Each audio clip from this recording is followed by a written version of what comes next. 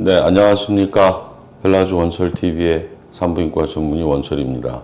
병원을 새로운 곳으로 이전하고 아직은 준비가 안 끝나서 그동안 내용에 대해서는 좀 얘기가 있었고 간간히 제 생각을 피력하긴 했지만 제가 의사로서 산부인과 전문의로서 현재는 나름 회음성형 전문가랑 성치료 전문가다 이렇게 얘기하고 싶어하는 입장이 되기까지의 과정, 개인의 어떤 역사, 물론 재미는 없으시겠지만 한 번쯤 얘기하고 싶었습니다. 그냥 저는 평범한 지방의 한 크지 않은 도시에서 줄곧 자라고 출생하고 학교도 대전에 있는 충남대학교를 졸업했습니다. 산부인과를 지원하게 됐고 산부인과에 들어와서는 나름 되게 많이 힘들었고 그러면서도 또 되게 많이 만족했던 그런 기억들이 있습니다. 그 당시에는 지금과 같은 부인성형이나 회음성형, 성치료에 대해서 교육받거나 또는 그런 환자를 접해본 적이 없었어요. 그리고 저는 군대를 지원하게 되고 전문의를 따는 해에 훈련을 받게 됩니다. 근데 산부인과는 군대에서 그렇게 필요하지 않기 때문에 저는 인근 지역의 조그마한 종합병원의 과장으로 군 생활을 대신할 수 있는 그런 군의관 대신 공중보건의사라는 일을 하게 됐습니다. 제가 군대 갔던 나이가 좀 뒤늦게 군대를 갔죠. 물론 군 생활은 아니지만 쉽지는 않았어요. 굉장히 분만이 많은 병원에 산부인과 전문의가 딱 둘이서 분만을 한 달에 한 200건 이상. 하지만 저한테는 큰 경험이 되고 젊은 시절의 의사로서 많은 산과 부인과 관련한 일반 부인과 질환에 대한 경험을 쌓고 소위 말하는 손을 푼다. 의사가 외과 의사로서 수술할 수 있는 기회라든지 환자를 다양하게 볼 수 있는 좋은 기회가 됐지 않았나 싶습니다.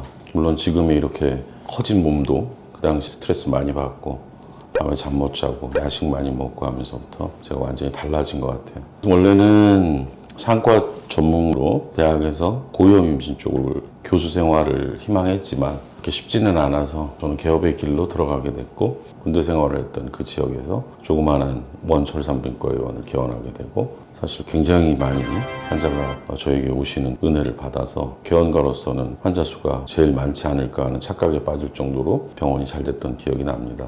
그러던 중에 매일 출산을 몇 건 하고 수술하고 많은 환자를 보고 그러다가 저한테는 한 번의 계기가 있었어요. 저한테 다니던 환자분이었는데 매일 병원에 와서 염증 치료를 받기를 희망합니다.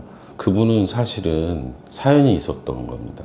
그분의 남편은 허리를 다쳐서 하반신 마비되어 있는 상태였고 두 분은 굉장히 이제 관계도 좋고 그러나 정상적인 부부 생활이 어려웠던 거죠. 저한테 이제 그런 것에 대해서 질문하고 싶고 치료받을 수 있는지 알고 싶었는데 그분이 가져온 가방에는 두 분이 어떤 성생활을 정상적이지 않지만 아름답게 꾸며가기 위해서 필요했던 여러 가지 도구들.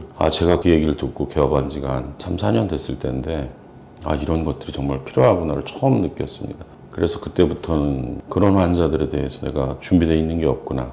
또 주변에 배울 만한 곳이 있는지 찾아보았지만 전혀 그런 곳도 없고 우리나라에서 성치료를 가르치는 전문 기관이나 의료기관이 없었기 때문에 간간히 그런 환자들을 좀 대하는 건 있었지만 아주 초보 단계였기 때문에 공부할 길을 찾고자 해서 우연히 산부인과 의사들의 성의학연구회라는 지금도 제가 존경하는 한양대학교의 교수님을 알게 되고 그분과 공부를 같이 하게 됐습니다. 사실은 제가 배운 거죠.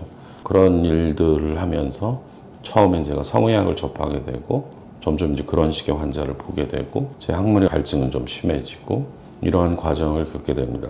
그러면서 저는 이제 아무래도 산부인과가 외과학의 기술을 좀 필요로 하는 과다 보니 자연스럽게 환자들을 꼭 약을 먹이거나 상담을 하거나 그런 방법 외에 좀 더 적극적인 것은 없을까 이런 생각을 하게 됩니다. 그래서 외국 쪽에 알아보게 됐습니다. 기회가 돼서 여러 가지를 하다 보니 미국 LA에 있는 닥터 매틀락이라고 이런 쪽에 대해서 제가 알아볼 당시에도 한 15년 이상 연구 실적이 있고 또 꽤 유명한 병원이고 그 병원을 제가 이제 접촉을 하기 시작했습니다. 다행히 연수를 받을 수 있는 기회를 얻게 되고 2002년 미국에 들어가게 됩니다. 1년 넘게 한 2년 가까이를 그 선생님 밑에서 공부를 하고 그러한 시술들에 대해서 조금씩 공부하고 제가 정리하고 매일 수술을 한두 케이스 보면 집에 와서 책을 정리하고 이런 과정에서 점점 이제 그분의 시술에 대한 그 생각, 이론에 대한 이해가 되기 시작하면서 더 꼼꼼하게 흉내내려고 배우려고 했던 것 같습니다.